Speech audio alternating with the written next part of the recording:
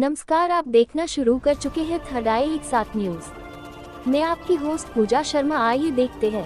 कल हुए जो नक्सल विरोधी ऑपरेशन है, जिसमें सर्च ऑपरेशन चल रहा था, हमारे DRG Bijapur, DRG, STF, DRG Sukma, Bastar fighter, cobra और सीआरपीएफ, ये सभी संस्थाओं के जवान मिलकर के सर्च ऑपरेशन में थे। कल सुबह 7 बजे से फायरिंग शुरू हुआ था गंगालूर क्षेत्र में, बीजापुर में, जो कि धुर नक्सल प्रभावित ही माना जाता है।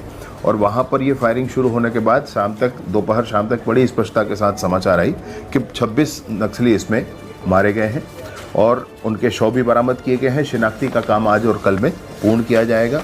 उनमें कितने के इनाम है, कितने नक्सली उसमें हैं, इन सारी चीज़ों को ये निर्धारित किया जाएगा। साथ ही साथ 4 नक्सली और भी हमारे कांकेर के ऑपरेशन में, जिसमें डीआरजी कांकेर, बस्तर फाइटर्स और बीएसएफ के जवान संयुक्त रूप से काम कर रहे थे।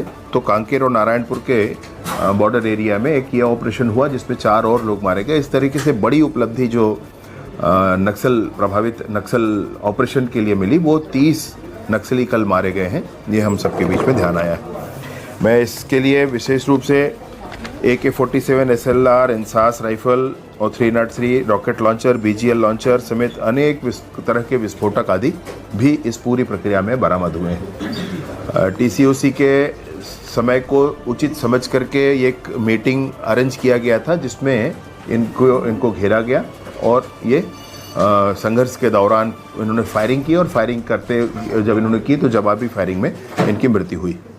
तो इन नक्सलियों के इस बीजापुर में विशेष रूप से इस मृत्यु के उपरांत बहुत बड़ी सफलता हमारे जवानों को मिली है। मैं विशेष रूप से इन सारी बातों के साथ साथ आपको और कुछ बातें बताना चाहता हूं कि 25 वर्षों से जब हम पामेड़ जा रहे थे, बीजापुर से पामेड़ जाया जाता था, अभी विगत 25 वर्षों से बीजापुर से पामेड़ जब जाते थे तो तेलंगाना से होकर जाना पड़ता था। अब और ये दूरी हमको 250 किलोमीटर पड़ती थी बीजापुर से पामेड़ जाने के लिए। अब सुरक्षा बल के जवानों के अभियान से बीजापुर से पामेड़ सीधे कोंडापल्ली तर्रेम होकर के जाया जाता है और यह 90 किलोमीटर में पहुंचते हैं। जो आपको तेलंगाना होकर के जाना पड़ता था, अब ये 90 किलोमीटर पहुंचते हैं। ये सड़क प्रारंभ हुआ है, न सिर्फ सड़क प्रारंभ हुआ है वरन वहाँ पर बस भी चलना प्रारंभ हो गई। सुबह से प्रत्येक दिन ये बस चलती है। लोगों में बड़ा सुकून है इस विषय को लेकर के। आपको कुछ और ऐसी ही जानकारियां मैं विशेष रूप से देना चाहूँगा। गारपा, कल नारायणपुर के युवा आए थे, आज एक और ज़िले के युवा यहाँ आएंगे। कल नारायणपुर के युवा आए थे, उनसे भी मैंने बात भी की और वैसे भी पुराना रिपोर्ट इसमें है। 25 वर्षों से गारपा नामक स्थान पे जो साप्ताहिक बाजार लगता था वो बंद था। अभी वो साप्ताहिक बाजार भी वहाँ पे प्रारंभ हुआ है। यहाँ पर पुजारी कांकेर और कोंडापल्ली, विशेष रूप से पुजारी कांकेर का नाम किस तरीके से पुअर्ती जैसे लिया जाता था कि बड़ा ही गढ़ है नक्सलियों का, इस पुजारी कांकेर में भी साप्ताहिक बाजार प्रारंभ हो गया है। लोगों का आना जाना प्रारंभ हो गया है। कोंडापल्ली में भी साप्ताहिक बाजार प्रारंभ हुआ है, आना जाना प्रारंभ हुआ है। नारायणपुर से मसपुर, बीजापुर से पामेड़, दंतेवाड़ा से अरनपुर, जगरगुंडा, यहाँ तक बस सेवाएं भी सुचारू रूप से अब चल रही हैं। बस सेवाएं भी प्रारंभ हो गई हैं। मोबाइल टावर 577 मोबाइल टावर लगाए गए हैं और जितने आवश्यक होंगे वो सारे मोबाइल टावर वहां लगाने का प्रावधान हमारे पास अब है। साथ ही साथ नारायणपुर के मसपुर में, कस्तूरबेटा में, एरकाभट्टी में, ऐसे ही बीजापुर के गुंडम में, मुतवंडी में और धर्मावरम में, सुकमा के टेकलगुड़म में और बेदरे में, इन सभी स्थानों पर जो ये सभी नाम आपको ध्यान में होंगे। टेकलगुड़म का नाम आपको 2021-22 से ध्यान में होगा, बेदरे का नाम आपको ध्यान में होगा और कस्तूरबेटा का नाम आपको ध्यान में होगा। गुंडेम का नाम अभी ध्यान में होगा। माननीय अमित शाह जी का वहाँ प्रवास हुआ था, उन्होंने कहा था कि मैं यहाँ पर मोबाइल टावर आपको लगा कर देता हूँ। इन सारे स्थानों पर मोबाइल टावर लगकर प्रारंभ हो गया है। साथ ही साथ आपको यह भी बताना चाहता हूँ कि नई जो नीति, सरेंडर नीति थी, उसका भी अनुमोदन मंत्रिमंडल से हो चुका है और उस अनुमोदन के उपरांत ऐसे लोग, एक समिति जो जिले स्तर पर बनी है, वो जिले स्तर की समिति इस बात का निर्धारण करेगी कि ये जो नक्सली कह करके आ रहे हैं सरेंडर कर रहे हैं, ये वस्तुतः वही है कि नहीं है, इसका निर्धारण करने के लिए, इसका चेक करने के लिए एक समिति का गठन प्रत्येक जिले में है। अब जब वो ऐसा करेंगे तो जब ये निर्धारित हो जाएगा कि ये व्यक्ति नक्सल ही है और आकर के आज सरेंडर कर रहा है, तो 3 वर्षों तक उसके रहने की व्यवस्था फ्री होगी, भोजन की व्यवस्था फ्री होगी, प्रत्येक माह 10,000 रुपया उसको दिया जाएगा, उसका स्किल डेवलपमेंट किया जाएगा, उसके लिए ज़मीन दी जाएगी, उसको प्रधानमंत्री आवास दिया जाएगा, उसके ऊपर की गई इनाम की राशि उसको दी जाएगी, वो जो हथियार लेकर आएगा वो राशि भी उसको मिलेगी। अगर बल्क में सरेंडर करते हैं तो इनाम की राशि डबल हो जाएगी। और ऐसे बहुत सारे प्रावधान उनके, अगर वो पति पत्नी हैं तो क्या होगा, अगर उनके बच्चे हैं तो क्या होगा, इन सारी चीज़ों का एक प्रावधान इसमें दिया गया है। देश का सर्वश्रेष्ठ मैं कहता हूँ सरेंडर पॉलिसी अभी है। बहुत अधिक आगे बढ़कर माननीय मुख्यमंत्री जी ने माननीय अमित शाह जी के मार्गदर्शन में इसका अनुमोदन किया है और ये सरेंडर पॉलिसी लागू होने के बाद मैं सोचता हूँ कि सरेंडर की संख्या और भी आगे बढ़ेगी। इसके साथ ही साथ आपको 1-2 बातें और बताना चाहता हूँ। जैसे हमारे जितने भी शहीद परिवार थे उनकी विभिन्न मांगें थी, ये उनकी सुनवाई का विषय। तो हर महीने के दूसरे बुधवार को या तीसरे बुधवार को ये आईजी रेंज पर सुनवाई हर जगह निर्धारित कर दी गई है। ये निर्धारित रूप से उस पर बैठेंगे, उस दिन सुनेंगे। उनकी मांग थी कि हमारे जो शहीद हुए हैं हमारे फैमिली मेंबर, उनकी मूर्ति लगाई जाए। तो वीर बलिदानी इस योजना के अंतर्गत हम लोग 10 करोड़ रुपया अभी पंचायत विभाग के माध्यम से दिया गया है और 10 करोड़ से अभी प्रारंभिक तौर पर लगभग मैं सोचता हूँ 500-600 मूर्तियाँ हम प्रारंभिक तौर पर लगाएंगे।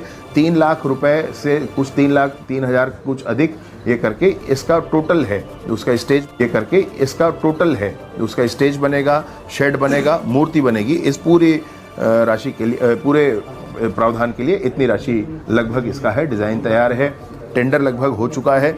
इसमें मूर्तिकारों से टेंडर करना है, एक थोड़ा अलग काम होता है, तो मूर्तिकारों से भी टेंडर की प्रक्रिया हो गई है। अब आने वाले समय में हम सैकड़ों की संख्या में गाँव में मूर्तियों की स्थापना करेंगे, हमारे शहीदों की मूर्तियों की स्थापना करेंगे। ये बड़ी लंबी मांग थी लोगों की, शहीद परिवारों की, वह मांग भी अब की जा रही है। पंचायत विभाग भी अब इसमें आगे बढ़कर के काम कर रहा है, विशेष रूप से नक्सल सरेंडर की दिशा में, और इलवद पंचायत अभियान ऐसा अभियान लेकर चल रहे हैं। मेरी चर्चा हुई जिला पंचायत के सदस्यों से, जनपद पंचायत के सदस्यों से और सरपंचों से, और मैंने उनसे कहा कि क्या यह संभव है कि आपके ग्राम पंचायत के अंतर्गत आने वाले ग्रामों में जो लोग भी नक्सलवादी गतिविधियों में संलिप्त रहे हों उनको आप सरेंडर करा दें। तो कहा कि हम करा सकते हैं। फिर मैंने कहा कि क्या यह भी संभव है कि आप अपने पंचायत से इस बात की घोषणा कर दें, अच्छा अर्थात पंचायत का प्रस्ताव कर दें कि हम माओवाद से मुक्त हुए। तो कहा कि यह भी किया जा सकता है। जब मैंने उनसे पूछ लिया, उनका एश्योरेंस रहा, तब मैंने माननीय मुख्यमंत्री जी से आग्रह किया और माननीय मुख्यमंत्री जी ने इस बात का हम सबको हरी झंडी दी है, क्लियरेंस दिया है कि इस अभियान को चलाया जा सकता है। तो इलवद पंचायत के माध्यम से अगर कोई पंचायत अपने अंतर्गत आने वाले ग्रामों के सभी जो नक्सल गतिविधियों में संलिप्त लोग हैं उनको सरेंडर करवाते हैं और यह घोषणा करते हैं, इस बात का प्रस्ताव करते हैं पंचायत में कि हमारा पंचायत माओवाद मुक्त हुआ, तो उस पंचायत को तुरंत ही 1 करोड़ के निर्माण कार्य स्वीकृत किए जाएंगे। साथ ही साथ उस पंचायत में मोबाइल नेटवर्क की सुविधा चाहे टावर लगाकर या बाजू वाले टावर से वहाँ उपलब्ध कराई जाएगी। वहाँ पर विद्युत वाला तार खींचकर विद्युत कनेक्शन ले जाया जाएगा और जब तक विद्युत कनेक्शन नहीं जाता है तो उसमें सोलर लाइट की व्यवस्था की जाएगी। यह इलवद पंचायत अभियान के अंतर्गत हम लोग आगे करने वाले हैं, जिसमें पंचायत विभाग के माध्यम से भी और सभी विभागों को जोड़ करके हम लोग एक बल्क में सरेंडर लोगों का हो सके, नीचे क्लियर हो सके। जैसे ओडीएफ पंचायत होता था, उसी पैटर्न पे आप सोच लीजिए कि अब माओवाद मुक्त हो गया है, ऐसा पंचायतें भी डिक्लेयर करेंगी। मैं विभिन्न विषयों को लेकर के, चाहे वो बस्तर के नक्सल पीड़ित हों जो दिल्ली तक पहुंचे थे माननीय राष्ट्रपति महोदया तक, चाहे वो नक्सल प्रभावित लोग हों जिनके लिए हमारे इस सरेंडर पॉलिसी, इस रिहेबिलिटेशन एंड सरेंडर पॉलिसी है। अभी जो पॉलिसी है वो रिहेबिलिटेशन और सरेंडर पॉलिसी दोनों है। सरेंडर करते हैं तो क्या होगा, रिहेबिलिट करने के लिए क्या होगा, तो वो नक्सल प्रभावितों के लिए भी ये पॉलिसी है।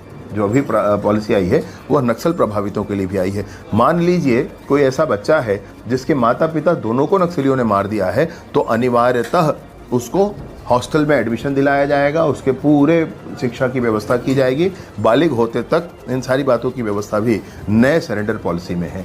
ऐसे लोग जो अपने गांव को छोड़ करके उनको शहरों में या कस्बों में आकर रहना पड़ रहा है नक्सल प्रताड़ना के कारण, उनके लिए भी अलग अलग प्रावधान हैं। उनको आर्थिक अनुदान भी है, उनको ज़मीनें भी देने के प्रावधान है। ऐसे लंबे चौड़े प्रावधान इसमें किए गए हैं। आप एक बार थोड़ा विस्तृत रूप से देखेंगे तो आपको ध्यान में आएगा। तो चाहे वो सरेंडर पॉलिसी हो नक्सलियों के लिए, चाहे वो नक्सल पीड़ितों के लिए उनके पुनर्वास की व्यवस्था हो, इन सारी बातों की व्यवस्था हो गई है।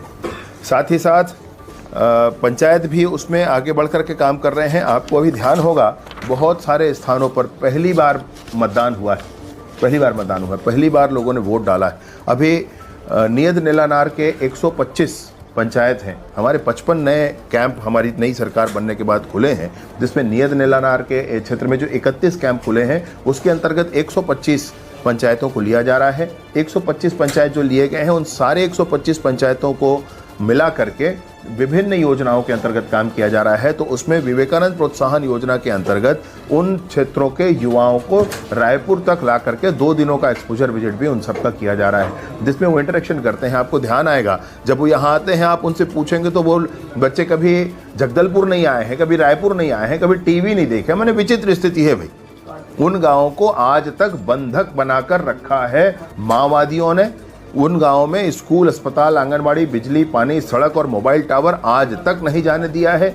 इसलिए क्योंकि जैसे ही ये सब होगा वैसे ही उनके चंगुल से वो छूट जाएंगे। जिस तरीके से चीन में माओवादी सरकार ने चीन की जनता को गुलाम बना कर रखा है, वैसे ही गुलाम बना करके यहाँ बस्तर की जनता को इन माओवादियों ने रखा है। इन माओवादियों को के चंगुल से वहाँ की जनता को मुक्त कराना आवश्यक ही है। 48 नए मतदान केंद्र बनाए गए हैं। 30 गांव ऐसे हैं जिसमें पहली बार झंडा फहराया गया है। 26 जनवरी और उसके बाद ये भी 15 अगस्त को आपको ध्यान होगा, अभी 26 जनवरी को फिर से पहली बार झंडा फहराया गया है, जहां भारत का संविधान विस्तारित हुआ है। भारत के संविधान को रोक करके वो अपने संविधान को बनाने की कोशिश कर रहे थे, परंतु भारत का झंडा, भारत का ध्वज अब वहाँ फहराया है। बस्तर ओलंपिक में 1,65,000 युवाओं ने भाग लिया था बस्तर के। और अभी बस्तर ओलंपिक में विशेषता थी, 3 बातों की आपसे बताना चाहता हूं। पहला ये कि उसमें नक्सल पीड़ित जो थे, जिनको नक्सली आईडी ब्लास्ट से, नक्सली गोली लगने से जो जीवन भर के लिए दिव्यांग हो गए थे, उन्होंने भी बस्तर ओलंपिक में भी भाग लिया था। वो भी दौड़ लगाए थे। वो उनका तो वो था, व्हील चेयर दौड़ था। फिर नक्सल सरेंडर्ड जो थे, जो सरेंडर होकर के वापस मुख्यधारा में आए, उनका भी वो खेल था और युवाओं का भी खेल था। ऐसे 3 अभियान थे। इसके साथ ही साथ बस्तर ओलंपिक के समय जब तेलंगाना, उड़ीसा, महाराष्ट्र, मध्य प्रदेश और असम, इन सभी राज्यों से वो लोग जिन्होंने सरेंडर किया है और सरेंडर करके आज वो मुख्यधारा में है, वो लोग जब आए थे तो उनके माध्यम से पूरे बस्तर में उनका भ्रमण हुआ था 3 दिनों तक। उन्होंने सबको बताया था कि हम स्वयं भी पहले बंदूक लेकर जंगलों में घूमा करते थे, निरर्थक था सब कुछ। अब हम लोग मुख्यधारा में आए हैं और मुख्यधारा में पूरी जनता के साथ मिलकर चल रहे हैं। ऐसे भी अभियान वहाँ पर उस समय बस्तर ओलंपिक में किए गए थे। अभी वर्तमान में बस्तर पंडुम चल रहा है।